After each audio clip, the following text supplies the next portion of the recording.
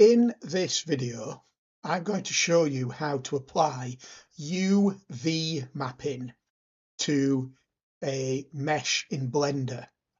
Now, UV mapping is quite a complex subject and it is something that can be really finicky and it requires quite a lot of attention to detail. We're going to start on mapping a basic cube. So we'll try to keep it as sort of easy and straightforward and as beginner friendly as possible, but it is a process that requires quite a lot of attention to detail.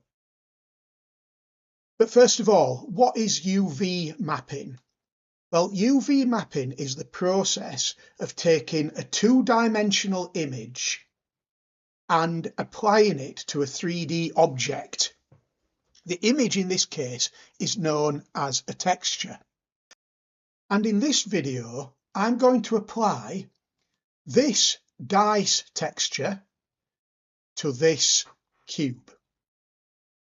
Now, this is just a basic Blender scene. I've saved it. I've just called it UV Maps, but it's what you get when you first open a Blender scene. And for our purpose, it's absolutely fine.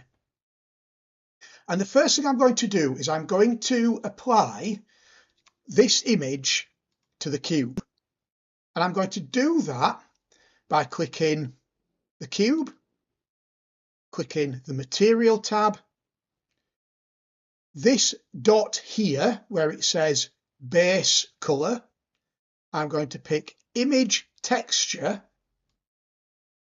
and I'm going to click open and load the dice texture image that I've just shown you. You will need to download that image from Teams. So I'm going to click open and I'm going to click dice texture. I'm then going to go into viewport shading material preview so I can see the texture applied to the cube. And as you can see, it isn't applied very well. And that's the whole point of UV mapping. You are going to edit the positions of the image on the cube so that it looks like a proper dice.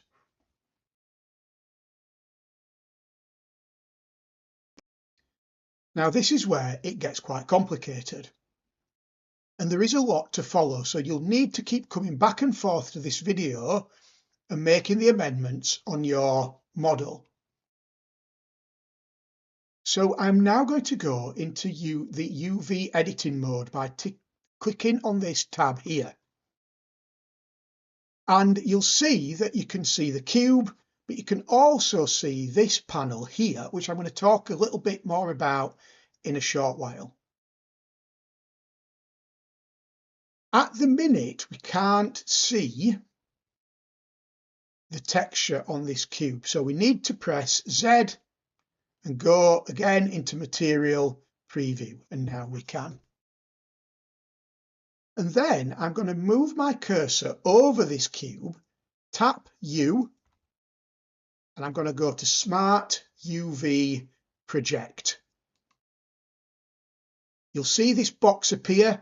I'm going to change this value to 0.1, the island margin, and I'm going to click Unwrap. When I do that, you'll see that these boxes, these squares here, have changed on the left-hand side. Now, what these squares represent are the 6 sides of our cube. And I'm going to show you an example of one, of what I mean by that. I'm going to click on Select Mode Face, because I want to work with the faces, the panels of this cube. And I'm going to click on, in the cube, I'm going to click on that face, and you'll notice that that square here in the top left has been highlighted. And I'm going to press G to move the face, just as you would in the 3D view. And I'm going to move it, and you notice on the right hand side, you'll notice it's moving over the side of the cube with the 4 dots. And then I'm going to press S to scale, and I'm going to sort of scale it down until it's a bit neater. Press G and Y to move it a little bit up, and then G and X to move it a little bit to the right. Again, a lot of trial and error, fine tuning. And when I go now into my 3D view, you can see that the 4 side of the cube, the dice, has now been applied. Now I want to apply the 1 side, so I'm going to sort of rotate my cube. I'm going to click on this face. You'll notice that this square has become highlighted. I'm going to click G to move it roughly into the centre of the 1 dot. I'm going to press S to scale it, and then left mouse click to release it, and you'll see now we've added that that section of the image to that face there. You may spend a little bit more time fine-tuning this. I'm doing it purely illustratively, just going to show you the process, but you might want to sort of really fine-tune the position so everything's perfect. I'm going to rotate again. I'm going to click on that face. You can see this square's become highlighted, and I want this square to be the 3. So I click G to move it, sort of position it right in the middle there. I'm going to press S to scale and sort of make it a little bit smaller, and there you've got your 3.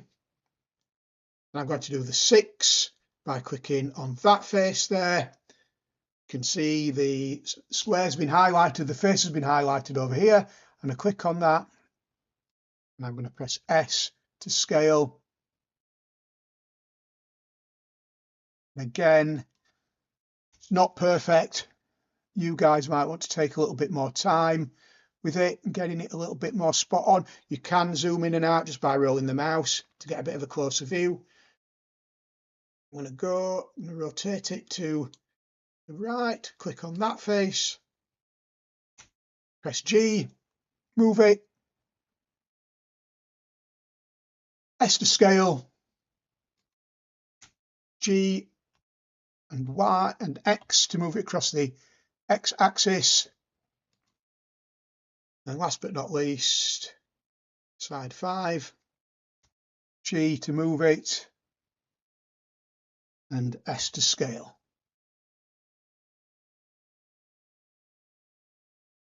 And there you can see, if you go back into the layout mode, you can see now that your dice is complete.